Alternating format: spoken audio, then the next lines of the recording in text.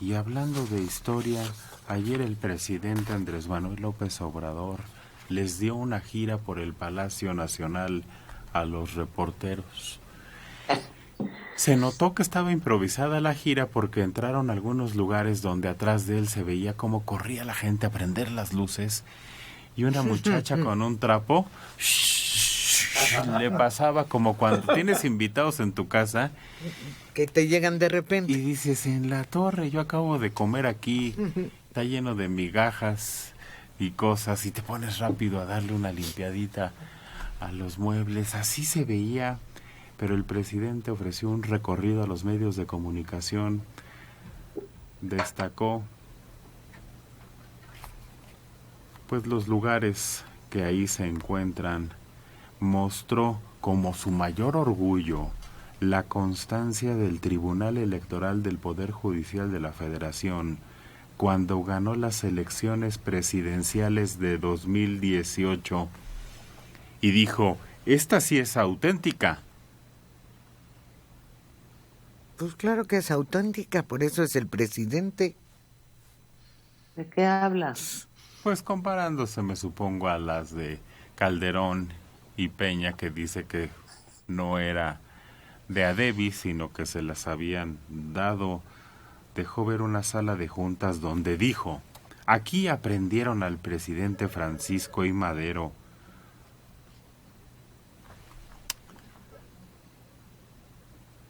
Que ese era un lugar histórico, que ahí deberían de estar todos los presidentes, por toda la carga que tiene ese lugar. Está desperdiciado, se me hace, pues no está adaptado a la modernidad que se necesita de los escritorios que ocupamos ahora, los equipos, las instalaciones, los requerimientos que tenemos para las computadoras. Pero Manrique es un edificio histórico. Por eso. Y se debe conservar con el ambiente histórico. Si empiezas a modificar y a modernizarlo, deja de tener la esencia histórica, según yo. Por eso nadie dijo modernizarlo. Por eso digo que es más histórico que funcional, Alejandro. No, y por eso tenías todas las cosas funcionales en Los Pinos. Claro. Y ahí nada más era para protocolo. 15 de septiembre. Exactamente, o para recibir a diplomáticos, sus cartas credenciales. Pero al final es un palacio, o sea, puede ser la austeridad que quieras. Cuando recurres a esos salones te das cuenta de por qué era un palacio. No hay austeridad en el palacio. Y no por él, sino porque siempre lo fue. Los grandes salones, las sillas, los candelabros inmensos, las pinturas. Sí, no, o sea, no sería el prototipo de un presidente republicano, nomás que decidió vivir ahí. Y Los Pinos es una mansión sobria. Sí, totalmente sin detalles raros ni excentricidades. Son rectángulos con ventanas. Porque es la idea que tenía Lázaro Cárdenas de dónde debe despachar un presidente. Lo normal, vamos a decirlo. Pues sí, un edificio normal. Con instalaciones, pues por lo pronto más modernas que se tienen. Pues ayer les dio una vuelta por ahí. Voy a ver qué dice, porque les respondió Estados Unidos a López Obrador. La Casa Blanca aseguró que su preocupación por la violencia que enfrentan los periodistas en México se basa en hechos. El presidente ayer dijo que estaban mal informados.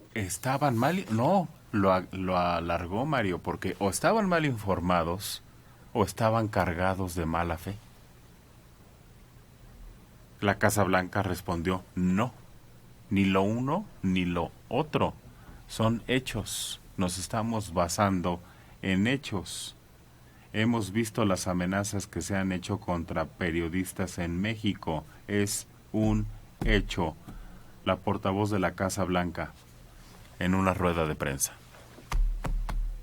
Directa, derecha la flecha. Claro, como dice el presidente, nadie está hablando de crímenes de Estado.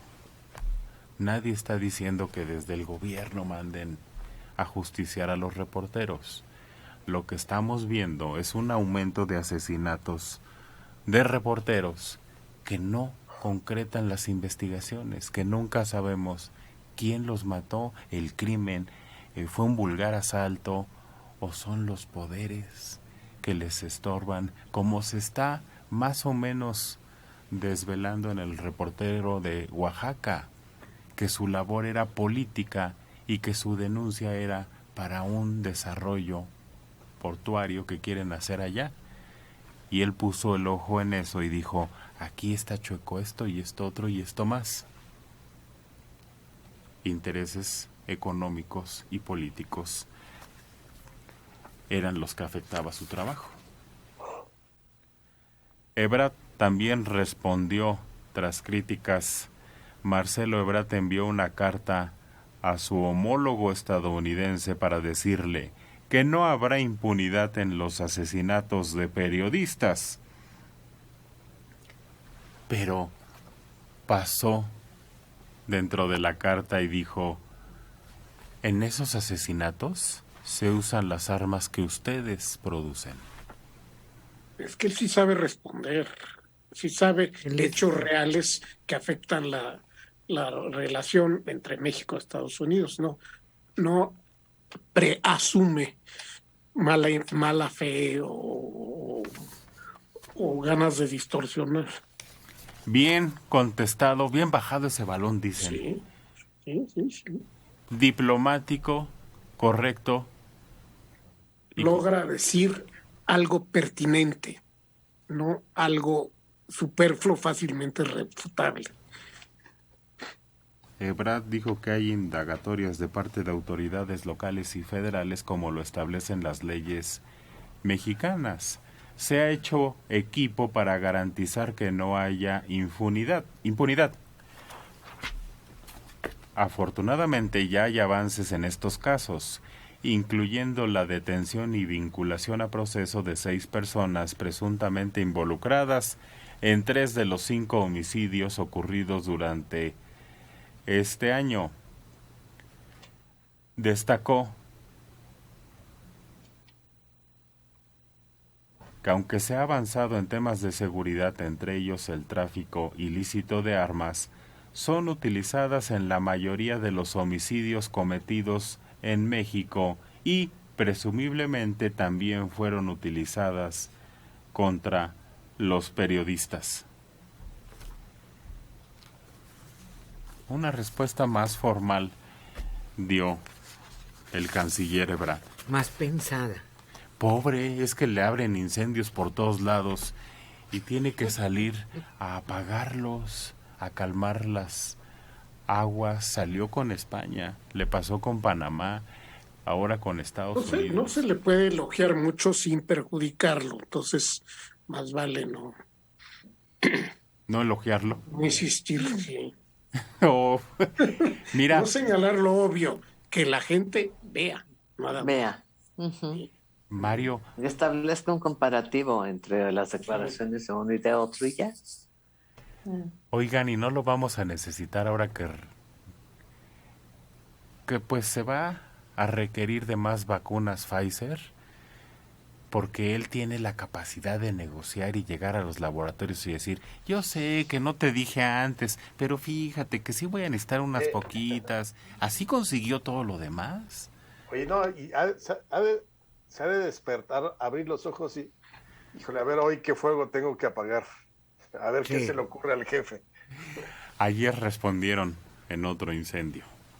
El director del Museo Etnográfico de Viena, donde se encuentra el penacho de Moctezuma, reiteró que la pieza no será trasladada a ningún sitio dada su fragilidad, pues la responsabilidad del recinto tiene que ver con su conservación.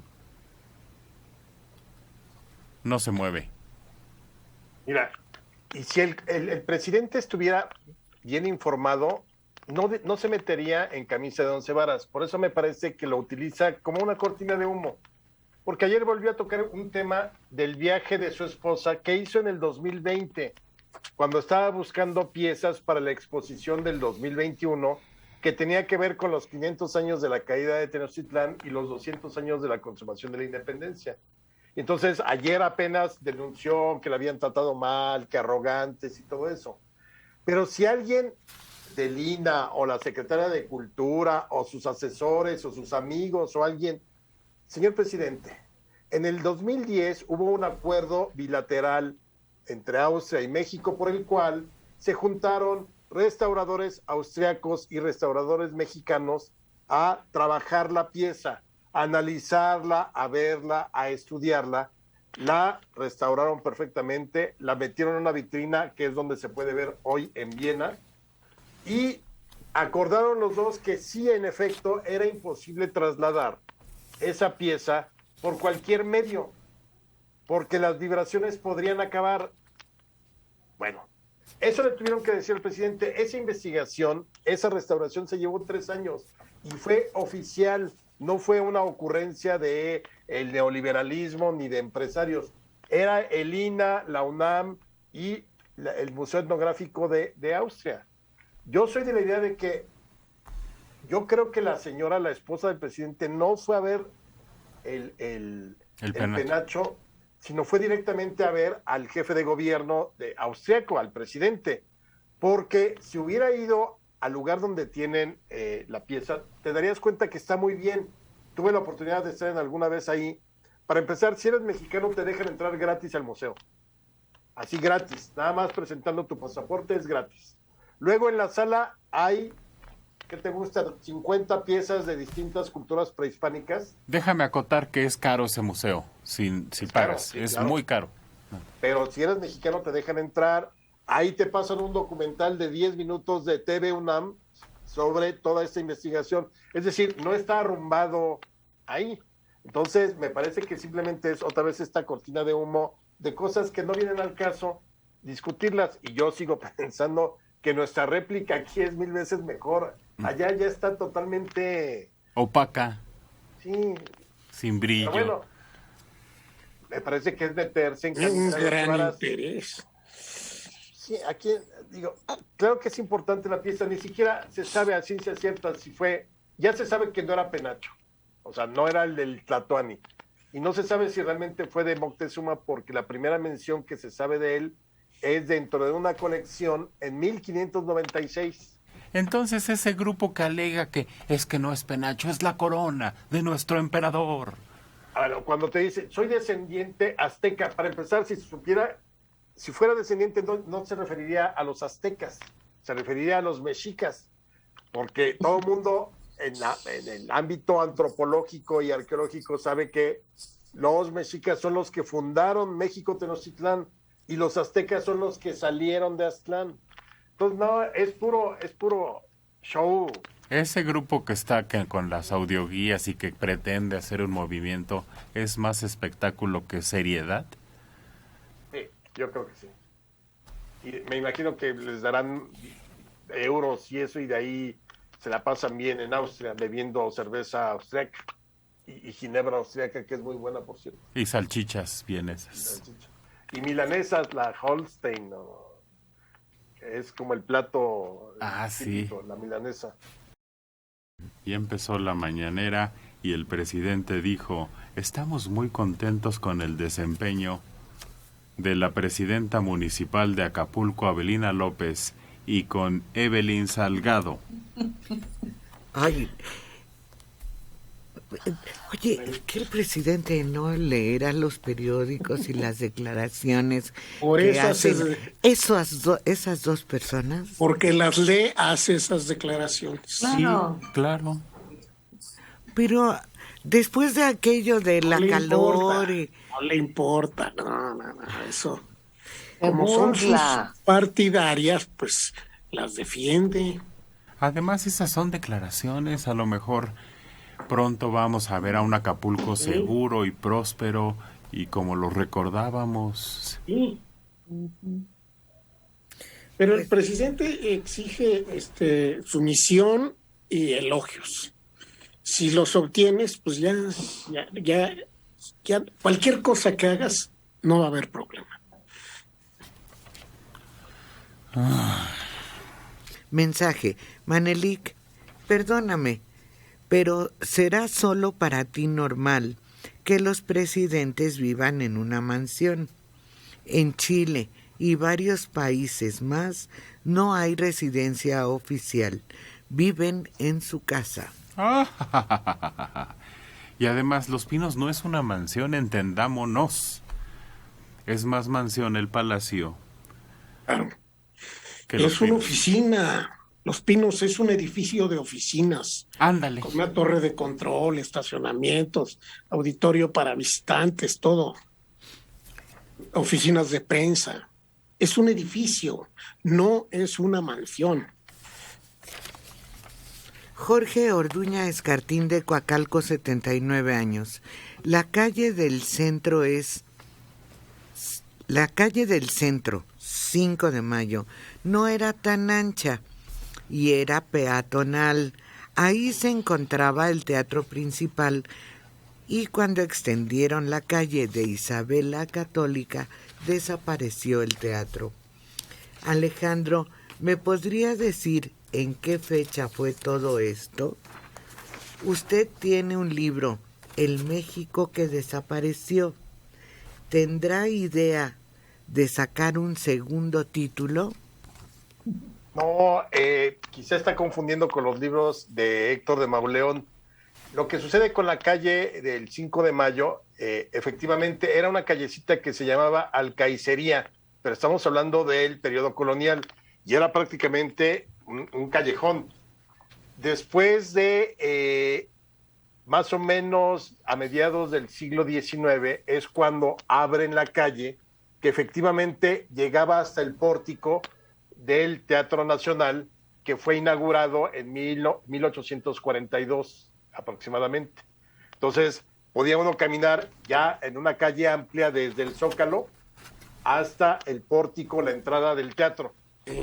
Y el teatro fue demolido entre 1900 y 1902 para seguir la continuación hasta, digamos, lo que hoy es Bellas Artes, porque en 1902 se puso la primera piedra del Palacio de Bellas Artes. Entonces, para tener toda esa calle que llegara directamente al nuevo teatro principal, se demolió el teatro, que también se conocía como el Teatro de Santana o el Teatro Imperial.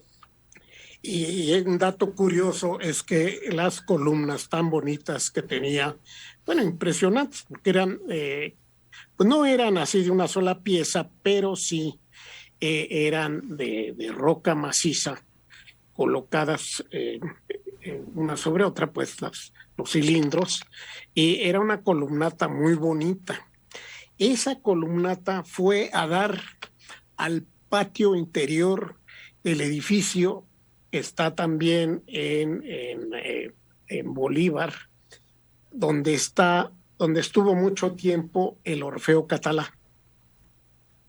Ahí de enfrente está la antigua oficina del Banco de Londres y de México. Es decir, casi esquina con Uruguay, creo que es, o Venustiano Carranza. Una de esas, Alejandro. Ya sé, nuestra amiga habla del libro que se llama La ciudad que ya no existe, de Carlos Villasana. Lo que pasa es que ahí hice yo el prólogo de 2 cuartillas y ahorita que lo estaba viendo en internet aparece ahí una cita de lo que le puse de introducción. Es Editorial Planeta, vale la pena mucho.